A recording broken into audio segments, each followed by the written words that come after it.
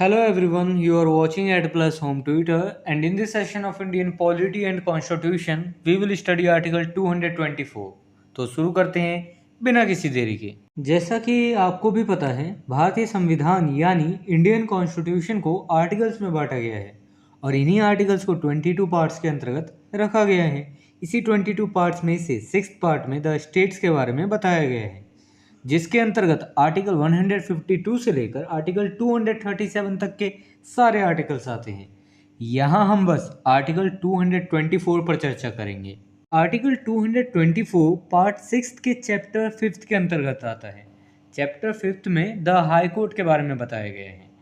यहाँ मैं पहले कंटेंट को इंग्लिश में रीड करूँगा, फिर उसकी मीनिंग आपको हिंदी में समझाऊंगा ताकि आपको कंसेप्ट ज़्यादा से ज़्यादा समझ आ सके। Article 224 talk about appointment of additional and acting judges. Article 224 में additional और acting judges के appointment की बात की गई है।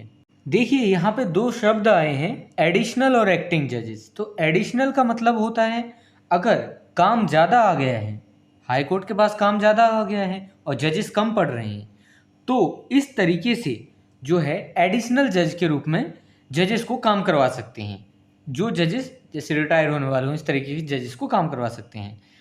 और एक्टिंग जजेस क्या बेसिकली वो होता है जैसे कोई जज उपलब्ध नहीं है, मान के चलिए वो असमर्थ है या बीमार हो गया या डेथ हो गई, ऐसा कोई भी सिचुएशन हो सकता है, उसके रूप में जो है एक्टिंग जजेस काम करते हैं। तो एडिशनल जजेस जब काम वगैरह ज़्यादा हो गया तो तब के लिए ज़रूरी होता है। एक्टिंग जजेस जब उपलब्ध ही नहीं है हाई कोर्ट का जज, तो या फिर उसे दूसरे कोर्ट में भेज दिया गया, इस तरीके की कोई सिचुएशन होती है तो ये एक्टिंग जजेस होता है वहाँ पे।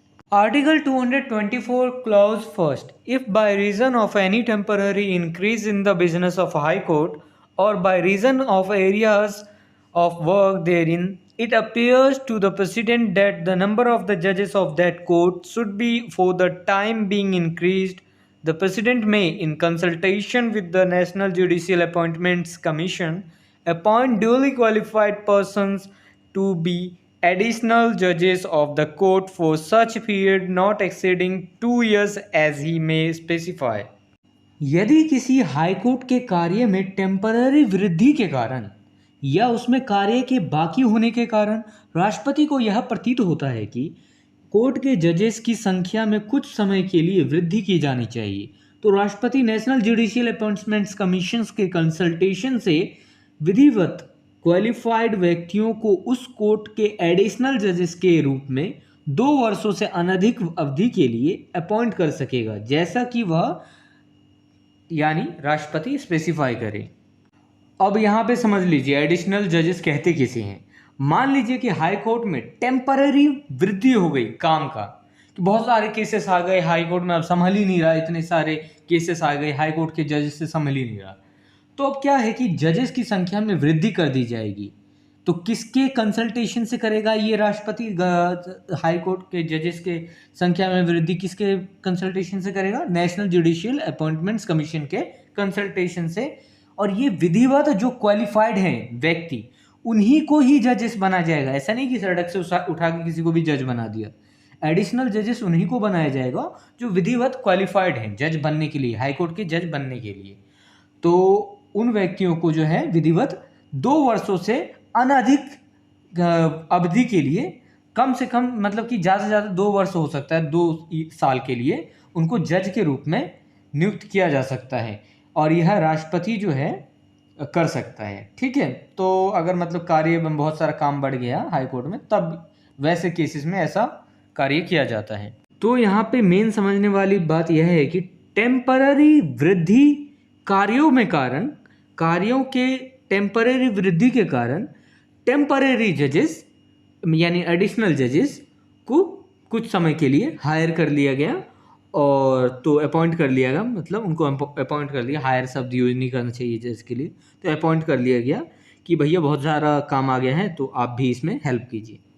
तो यही है article 224 clause second, when any जज of a high court other than the chief justice is by reason of absence or for any other reason unable to perform the duties of his office or is appointed to act temporarily as Chief Justice, The President may, in consultation with the National Judicial Appointments Commission, appoint a duly qualified person to act as a judge of that court until the permanent judge has resumed his duties.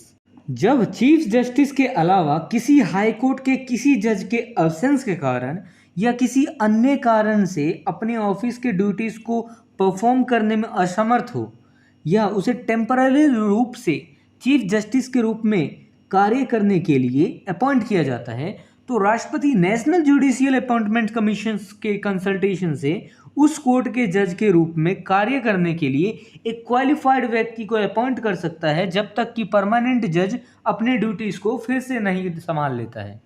मान लीजिए किसी भी high court में कोई जज है chief justice के अलावा, अगर वो अब्सेंस है या फिर किसी अन्य कारण से वो अपने ड्यूटीज़ को परफॉर्म नहीं कर पा रहा है, तो उस जज के रूप में टेम्पररी रूप में कोई अन्य जज को अपॉइंट कर लिया जाएगा और यह सब किया जाएगा राष्ट्रपति के द्वारा, किसके कंसल्टेशन से? नेशनल जुडिशियल अपॉइंटमेंट कमीशन के कंसल्टेशन से। तो उस व्यक्ति को जज के रूप में अपॉइंट कर लिया जाएगा और यह देखा जाएगा कि वह जज के लिए अपॉइंट होने के लिए क्वालिफाइड है भी या नहीं।